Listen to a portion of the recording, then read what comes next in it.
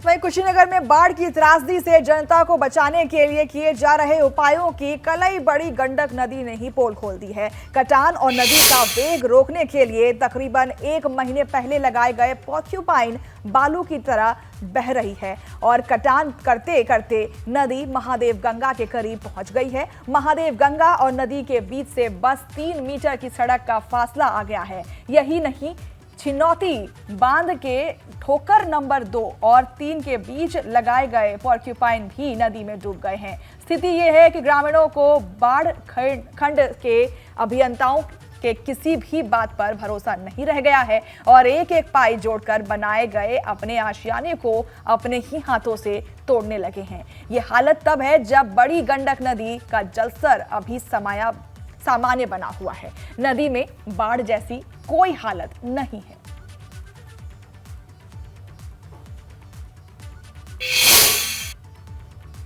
खड्डा तहसील के महदेवा गांव में और जहां पे हम खड़े हैं मात्र ये 3 मीटर का चक्रोड है और यही नदी और गांव का जो है कह लीजिए कि एक बंधा है और ये अगर कट गया तो पूरा गांव जो है नदी में विलीन हो जाएगा।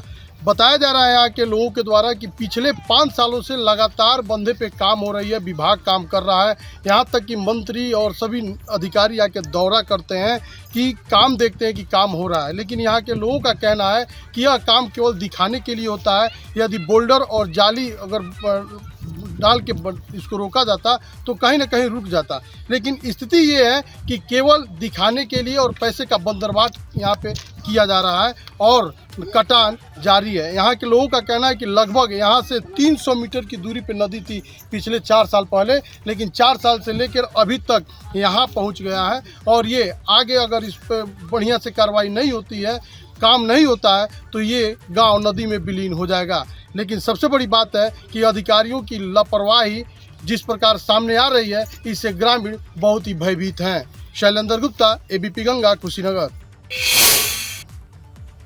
और अगली खबर ग्रेटर नोएडा से है, जहां पर बच्चे की अस्पताल के ऊपर से गुजर रहे वायर की चपेट में आने से घायल हो गया। अस्पताल के ऊपर से 11,000 वोल्ट की लाइन की चपेट में आने से 6 साल के बच्चे के दोनों हाथ झुलस गए। हालात इतने खराब थे कि डॉक्टर ने उसके दोनों हाथों को काट दिया।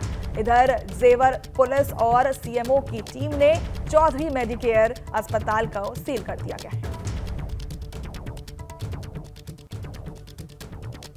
तस्वीरों में आप बच्चे को देख सकते हैं किस तरीके से दोनों हाथ जख्मी हैं और हालात इतने खराब थे कि डॉक्टर को बच्चे के दोनों हाथ को काटना पड़ा। ग्रेटर नोएडा में इस वक्त ये तस्वीरें आपको दिखा रहे हैं। अस्पताल की बड़ी लापरवाही सामने आई है और 11,000 वोल्ट की लाइन के चपेट में आने से 6 साल का बच्चा झुलस गया, जिसकी वजह से उसके दोनों हाथ को काटना पड़ गया।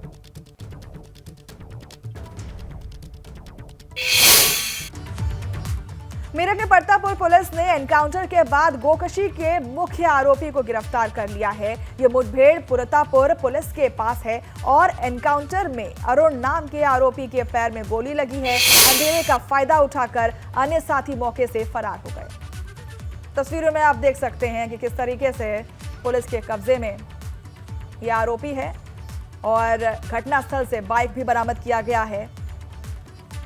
अंधेरे का फायदा उठाकर अन्य साथी जो थे वो भाग चुके हैं, भागने में कामयाब रहे, लेकिन एक आरोपी पुलिस के इस वक्त गिरफ्त में है। चंपावत जनपद के पहाड़ी क्षेत्रों में बीते 2 दिनों से हो रही लगातार बारिश के चलते ज्यादातर पहाड़ी नाले उफान पर हैं। ऐसे में चंपावत के सीमांत क्षेत्र टनकपुर में पूर्णागिरी रोड पर बटनागढ़ नाले में मलबा आ गया है, जिसके चलते पूर्णागिरी धाम आने वाले श्रद्धालुओं और उनके वाहन फंस गए हैं। स्थानीय प्रशासन जेसीबी मशीन की सहायता से रोड खोलने का प्रयास कर रहे हैं, लेकिन लगातार हो रही बरसात के चलते पहाड़ी नाले से मलबा भी लगातार आ रहा है। ब्रेक के बाद स्वागत है आपका। इधर धारचूला में जोल जीवई मुंसियारी मोटर मार्ग मलबा आने से बंद हो गया और दरअसल देर रात हुई मूसलाधार बारिश की वजह से बॉर्डर में लगी 5 सड़कें बंद हो गईं और इसके बाद सैकड़ों लोग फंसे गए।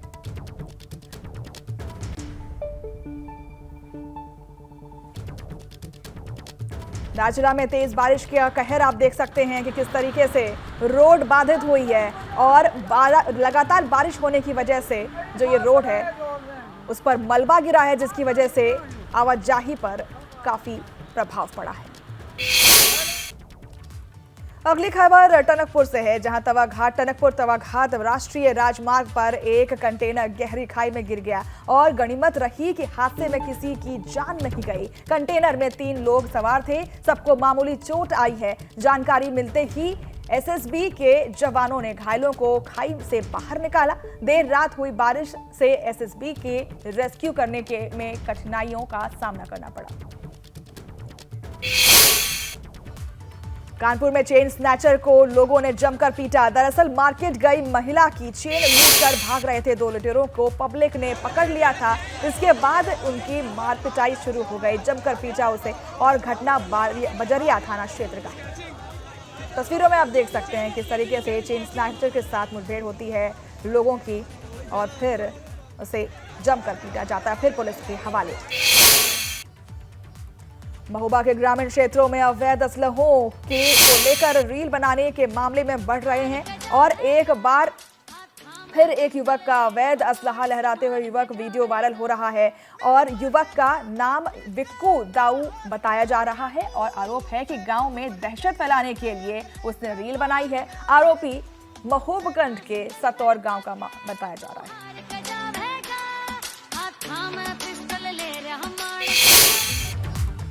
पीलीभीत में बीती रात गाड़ी के सामने बाघ आ गया। इस दौरान गाड़ी में मौजूद लोगों ने उसका वीडियो बना लिया। बाघ को देखने के बाद जंगल क्षेत्र से कुछ दूरी पर स्थित रिहायशी इलाकों में हड़कंप मच गया। सूचना पर वन विभाग की टीम मॉनिटरिंग में जुटी हुई है।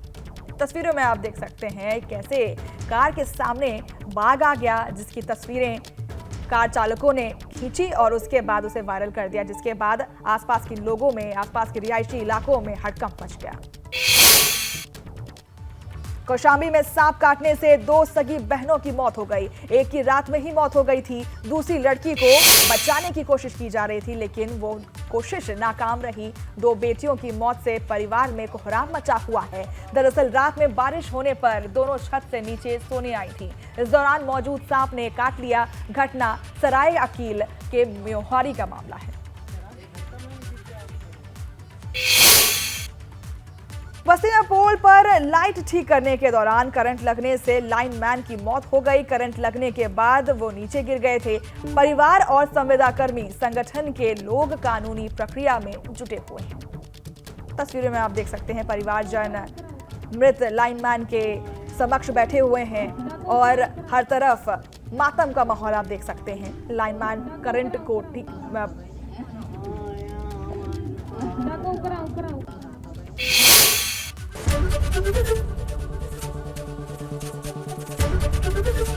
एबीपी गंगा, खबर आपकी, जुबान आपकी।